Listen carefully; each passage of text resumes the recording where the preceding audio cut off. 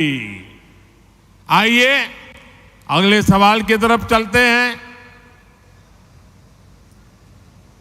अगले प्रश्न के लिए बहन रानी चौरसिया उत्तर प्रदेश से जुड़ रही हैं।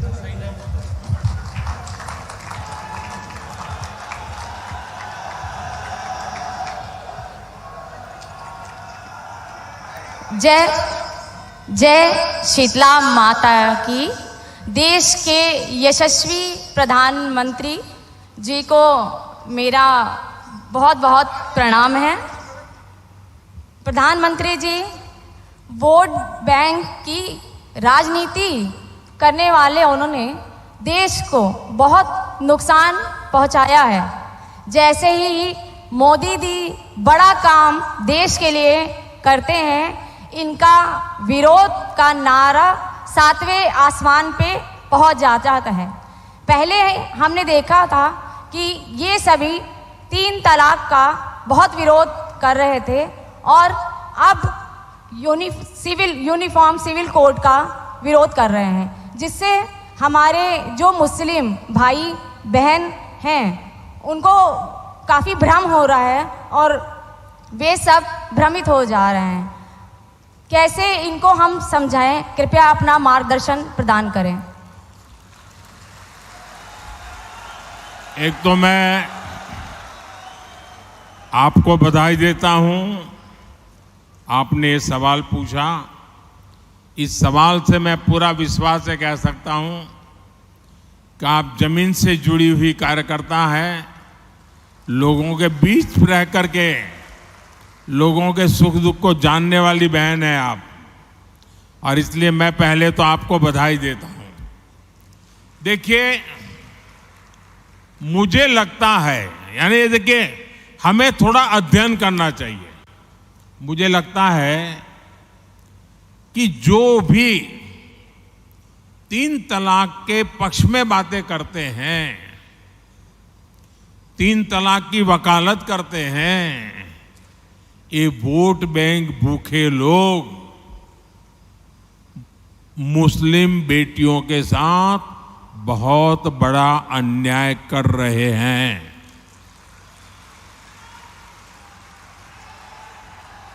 अच्छा, कुछ लोगों को लगता है कि भाई ये 3 तलाक से तो सिर्फ महिलाओं की बात हो रही है।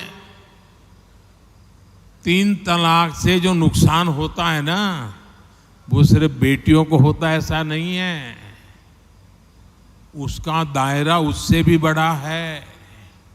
आप सोचिए, बहुत ही अरमानों के साथ बेटी को शादी कर करके ससुराल भेजा हो और 8-10 साल के बाद 3 तलाक कह करके उसको कोई निकाल दे, तो उस माँ बाप का क्या होगा जिसके घर में बेटी वापस आती है? उस भाई का क्या होगा? वो भाई, पिता, सब उस बेटी की चिंता में इतने दुखी हो जाते हैं। इसलिए 3 तलाक से सिर्फ बेटियों को ही अन्याय होता है इतना नहीं, पूरे परिवार तबाह हो जाते हैं, माता पिता भाई सब दुखी हो जाते हैं। और देखिए, दुनिया के अनेक मुस्लिम बहुल्य देश, इसका इस्लाम से संबंध होता तो दुनिया का कोई मुस्लिम देश 3 तलाक खत्म नहीं करता। मुस्लिम बहुल्य देश जहां पूरी तरह इस्लाम राज्य है, वहां भी 3 तलाक बंद कर दिया है। मैं परसों इजिप्ट में था, मिस्र में था। मिस्र में, इजिप्ट में 90% से ज्यादा सुन्नी मुसलमान समाज है, और इजिप्ट में आज से 80-90 साल पहले 3 तलाक की प्रथा को समाप्त कर दिया। हमसे 90 साल पहले। अगर 3 तलाक इस्लाम का जरूरी अंग है तो पाकिस्तान में क्यों नहीं होता भाई? अगर 3 तलाक इस्लाम का जरूरी अंग है तो इंडोनेशिया में क्यों नहीं होता? अगर 3 तलाक इस्लाम का जरूरी अंग है तो कतर, जॉर्डन, सीरिया, बांग्लादेश, ये तो सारे मुस्लिम बस्ती वाले देश हैं, वहां पर उनको बंद क्यों कर दिया? मैं समझता हूं कि मुसलमान बेटियों पर 3 तलाक का फंदा लटका कर कुछ लोग उन पर हमेशा अत्याचार करने की खुली छूट चाहते हैं। यही लोग 3 तलाक का समर्थन भी करते हैं और मैं जानता हूं कि इसलिए ही मेरी मुस्लिम बहनें, बेटियां, मैं जब भी जहां जाता हूं वो भाजपा के साथ खड़ी रहती है, मोदी के साथ खड़ी रहती है। साथियों, भारत के मुसलमान भाई बहनों को भी ये समझना होगा कि कौन से राजनीतिक दल उन्हें भड़का करके उनका फायदा लेने के लिए उनको बर्बाद कर रहे हैं। आजकल हम देख रहे हैं कि यूनिफॉर्म सिविल कोड के नाम पर ऐसे लोगों को भड़काने का काम हो रहा है। आप मुझे बताइए, एक घर में परिवार के एक सदस्य के लिए एक कानून हो, परिवार के दूसरे सदस्य के लिए दूसरा कानून हो, तो क्या वो घर चल पाएगा क्या? कभी भी चल पाएगा क्या? फिर ऐसी दोहरी व्यवस्था से देश कैसे चल पाएगा?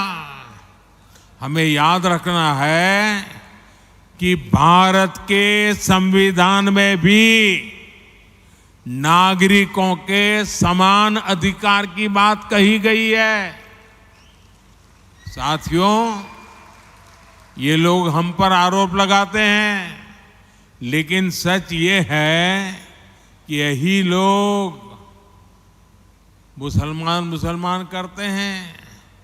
अगर ये मुसलमानों के सही मायने में हितैषी होते तो अधिकांश परिवार, मेरे मुस्लिम भाई बहन, शिक्षा में पीछे न रहते, रोजगार में पीछे न रहते, मुसीबत की जिंदगी जीने के लिए मजबूत नहीं रहते। और सुप्रीम कोर्ट ने बार बार कहा है, सुप्रीम कोर्ट डंडा मारती है, कह रही है कॉमन सिविल कोड लाओ, लेकिन ये वोट बैंक के भूखे लोग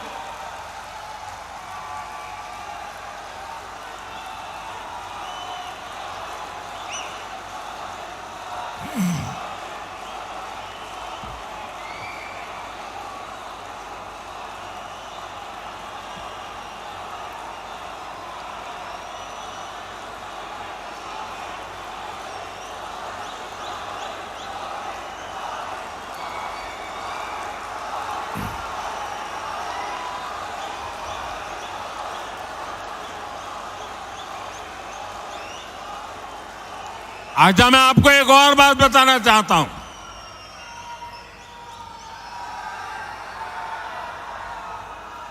अगर आप हमारे मुसलमान भाई बहनों की तरफ देखोगे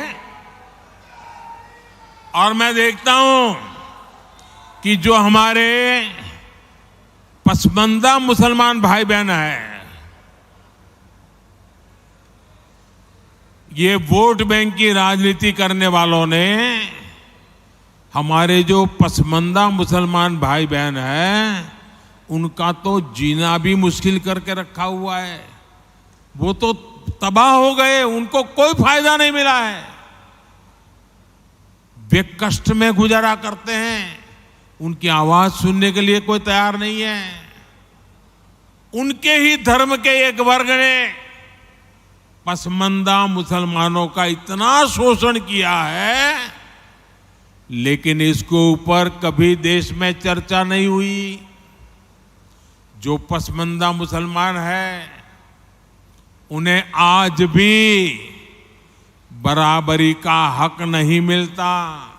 उन्हें नीचा और अछूत समझा जाता है।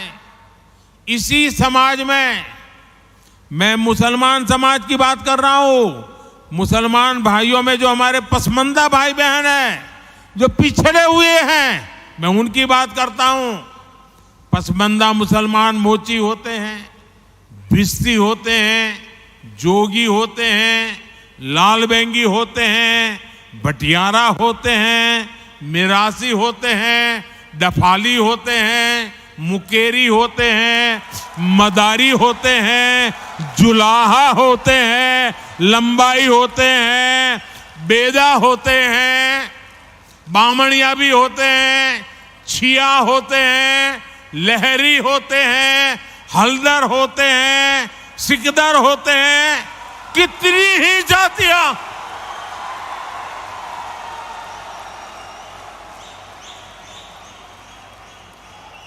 ये सब इतने पिछड़े रहे हैं, इनके साथ इतना भेदभाव हुआ है। भाइयों बहनों, इस भेदभाव का नुकसान उनकी कई पीढ़ियों को भुगतना पड़ा। लेकिन भाजपा देश के हर नागरिक के लिए सबका साथ, सबका विकास की भावना से काम कर रही है। आयुष्मान भारत योजना ने उन्हें भी स्वास्थ्य सुविधा का हक दिया है। पीएम आवास योजना के तहत उन्हें भी अपना पक्का घर मिल रहा है। बीजेपी के कार्यकर्ता जब इन तथ्यों और तर्कों के साथ मुसलमान भाई बहनों के पास जाएंगे तो उन्हें ज्यादा बेहतर तरीके से समझाएंगे और उनका भ्रम भी दूर होगा। और इसलिए आपने जो सवाल मुझे बहन जी पूछा है, बड़े विश्वास के साथ जाइए और उनके सुख दुख दूर करने में, उनकी कठिनाइयों को दूर करने में एक कार्यकर्ता के नाते समानता का भाव से आप प्रयास कीजिए। जरूर वो आपकी बात मानेंगे, समझेंगे भी। आइए अगला सवाल पूछते हैं।